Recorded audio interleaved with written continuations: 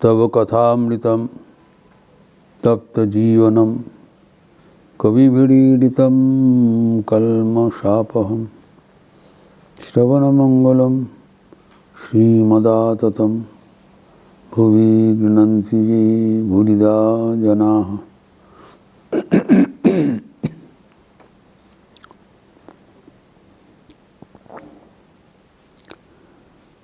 आहार के बारे में बातचीत हो रहा था।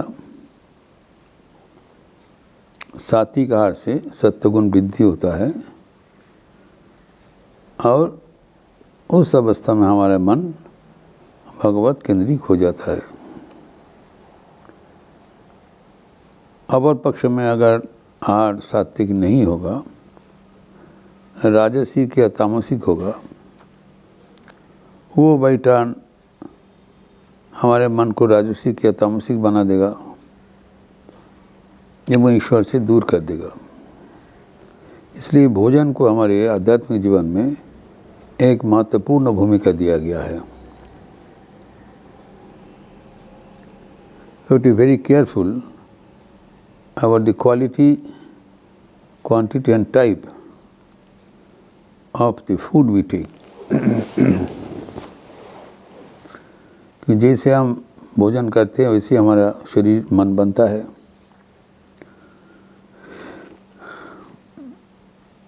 शुद्ध अन्न खाने से शुद्ध रक्त होता है। तो न केवल शुद्ध होना चाहिए, उनका भोजन भी सही ढंग से होना चाहिए। कैसा सही ढंग है, कौन सही ढंग नहीं है, वो भी शास्त्र में विस्तृत व्याख्यान दिया हुआ है।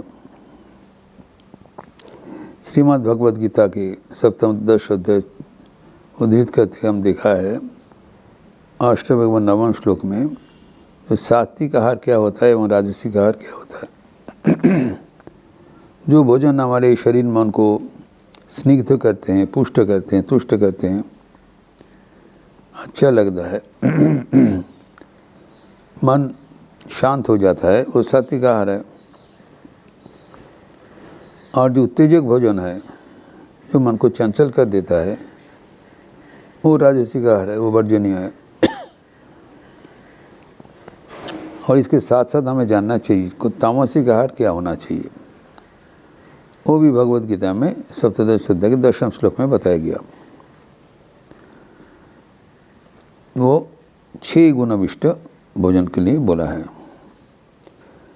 जात जामम पूति रसम, जात जामम गत रसम पूति प्रदूषित च उच्छिष्टमपि चामेद्यम भोजनम तामसप्रियम। अच्छा चीज़ याद रखना चाहिए। प्रथम है जात जामम, जो भोजन पका नहीं अभी तक, अपक्का भोजन। भोजन पचने के लिए उसको पकाया जाता है। It should be well cooked. जो अनबॉइल्ड होगा, हाफ कुक्ड, वो हमारे अनिष्ट के कारण है।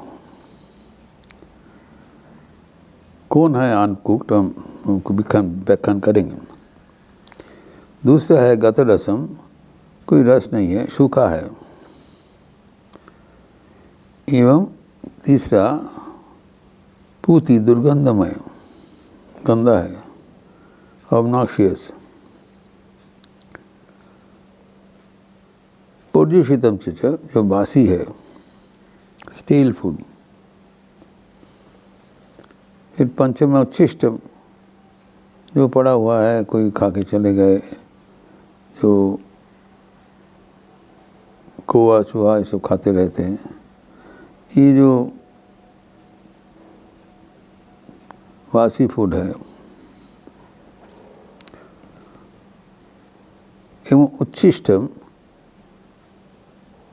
कोई खा के चले गए। उच्छिष्टम है भाई चामेद्यम, जो अभक्ष्य है, निषिद्ध भोजन है, नहीं खाना चाहिए। ये सब खाने से मन तामसिक बन जाता है। अतः उस मन से ईश्वर को भजन करना मुश्किल हो जाता है, हमें उससे बचना चाहिए।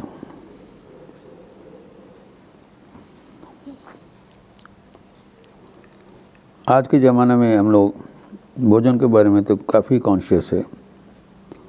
सभी व्यक्ति बाज़ार से भोजन खरीदने के समय कितना कैलोरी है, कितना फैट है, ये सब पढ़ते रहते हैं, विचार करते रहते हैं।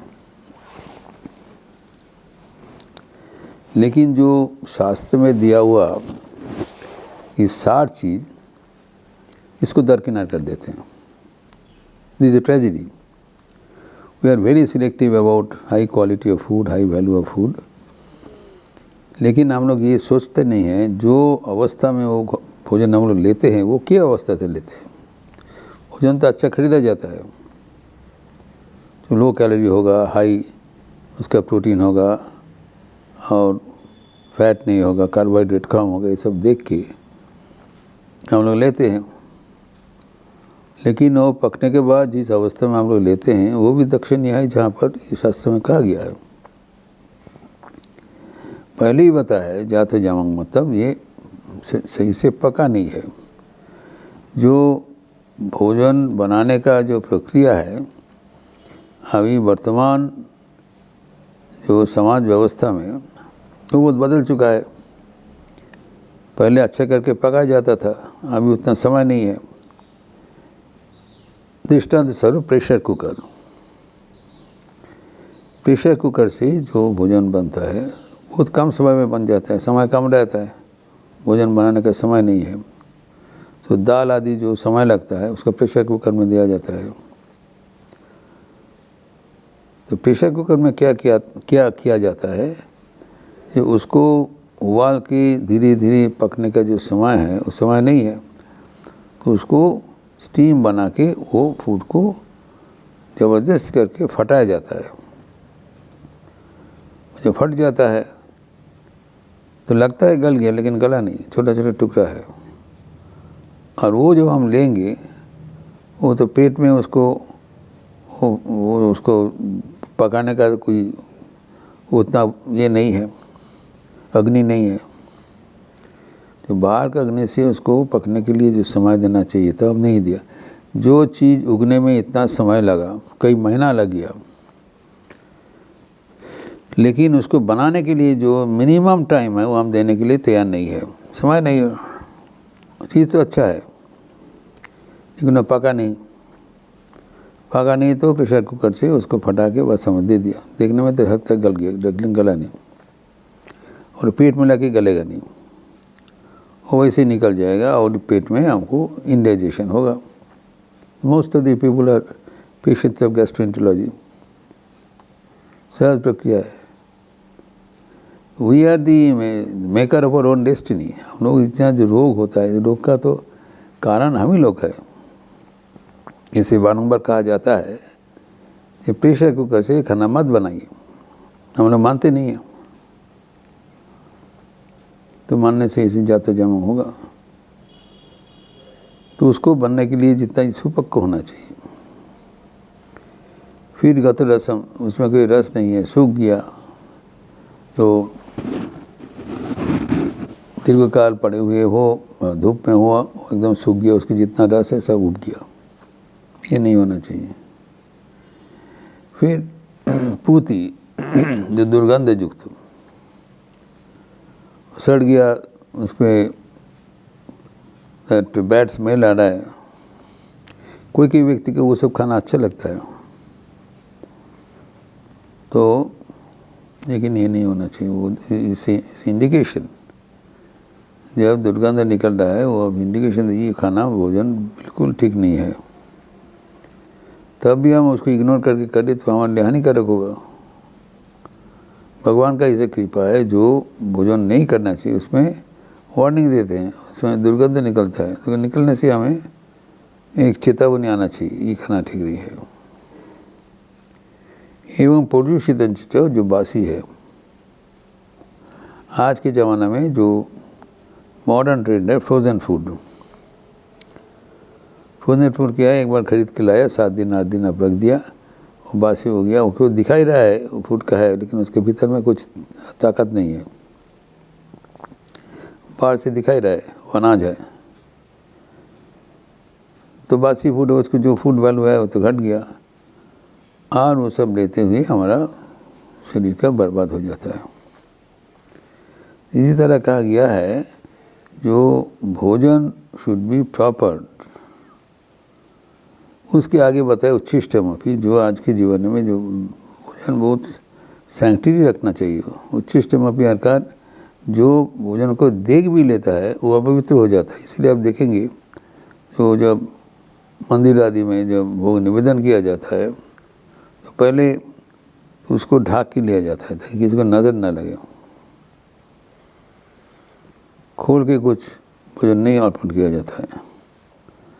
It should be away from the, even from view from others। वो दृष्टि पड़ने से वो उच्छिष्ट हो जाता है। इसलिए जहाँ पर मंदिर आदि में जो भोजन चढ़ाया जाता है, जैसे बेलूर मठ में मंदिर आदि में जो भोजन तो जो जहाँ पर खाना बनता है वहाँ से अंडरग्राउंड टनल है, अंडरग्राउंड से लेके सीधा मंदिर में पहुँचा जाता है ताकि बाहर में ले जाने से किसी का नज़र लग जाए। वो भी सब कुछ ढक के लिया जाता है, कपड़ा से ढक के, थाली से ढक के, किसी को नज़र न, एवं जब भोजन अर्पण किया जाए दरवाजा जानना बंद कर देते, not in the view of others, उच्छिष्ट हो जाएगा।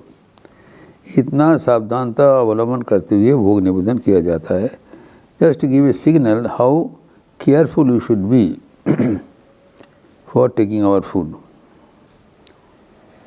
कोई भोजन रख दिया पड़ा हुआ है, कोई कौवा देख रहा है, चूहा कट रहा है, कोई ये सब नहीं होना चाहिए। तो भोजन शुड बी पक्का पवित्र एवं इट शुड बी नॉट उच्छिष्ट नहीं होना चाहिए, किसी की नज़र में नहीं लगना चाहिए। अमेध्य जो नहीं खाना चाहिए वो भी हम ले लें, जैसे कि कहा गया है जो जिसको जो सड़ा हुआ चीज़ जो है दुर्गंध युक्त है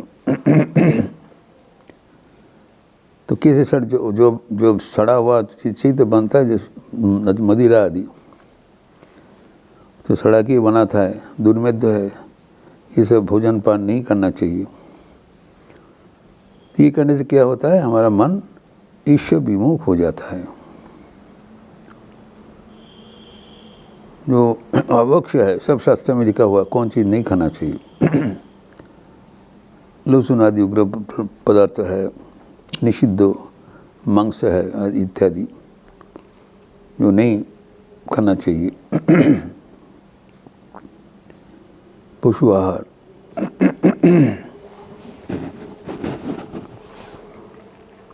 लेकिन वो भी जो देश काल आचार से अनुसार है। जैसे भारत में गोमांस निषिद्ध है, लेकिन विदेश में जहाँ पर जैसे उपलब्ध होता है गोमांस निषिद्ध नहीं माना जाता है। Beef and pork is not disallowed. जिसके देश में जिस आचार है उस अनुसार चलना चाहिए।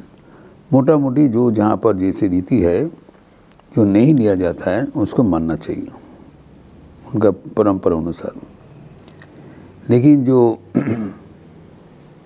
वो जो चीज़ हमें मना किया गया है बासी होता है जैसे मदिरा, तो ये हमारे शास्त्र में इसको बहुत वो दरकिनार किया है। एवं कहा जाता है जो ये सब वर्जित है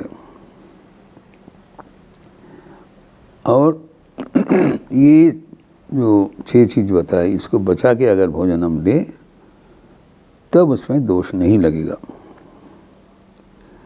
और एक चीज़ हमें जानना चाहिए, अगर हम सात्विक आहार भी किस मन से हम ले रहे हैं, अगर मन में राग है तो वो आहार भी राजस बन जाएगा। राग है उन्नति है तो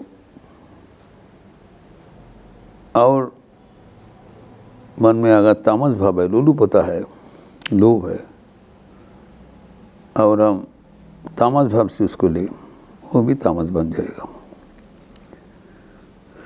भोजन लेते समय भी हमें सावधानता अवलंबन करना चाहिए। अगर इसी ढंग से हम भोजन का संशोधन करें तब भोजन भी हमारे साधन भजन का अनुकूल बन जाता है, हमें लाभदायी होता है।